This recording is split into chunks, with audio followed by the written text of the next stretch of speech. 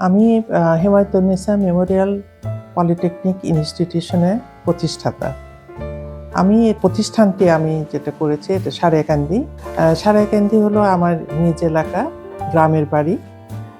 আমি ওখানে এই প্রতিষ্ঠানটা দেই 1918 নভেম্বর অথবা ডিসেম্বরে এই টাইমে আমি প্রতিষ্ঠানটা ওখানে দেওয়া হয়।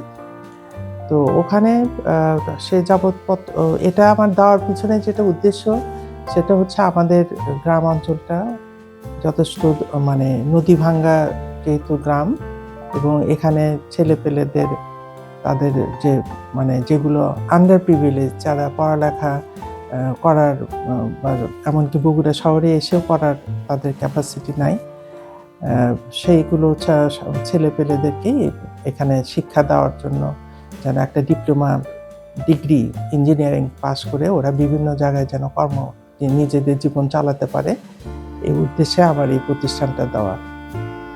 এখানে 3টা সাবজেক্টে হলো এখানে ডিপ্লোমা ডিগ্রি দেওয়া হয়। একটা হলো ইলেকট্রিক, সিভিল ইঞ্জিনিয়ারিং, আর একটা হলো কম্পিউটার সায়েন্স। আর তার সঙ্গে কিছু শর্ট কোর্স আছে, যেমন 6 মাসের যেগুলো কম্পিউটার সায়েন্সেও শর্ট কোর্সের ওখানে ব্যবস্থা আছে। তো এই ছেলেপেলেরা এই 3টা সাবজেক্টের উপর তারা ডিগ্রিটা অর্জন করে বিভিন্ন জায়গায় তারা যেন দেশে এবং বিদেশে যেন তারা চাকরি পায়। আর এখানে অনেক স্বল্প খরচে আমরা শিক্ষাটা দিই।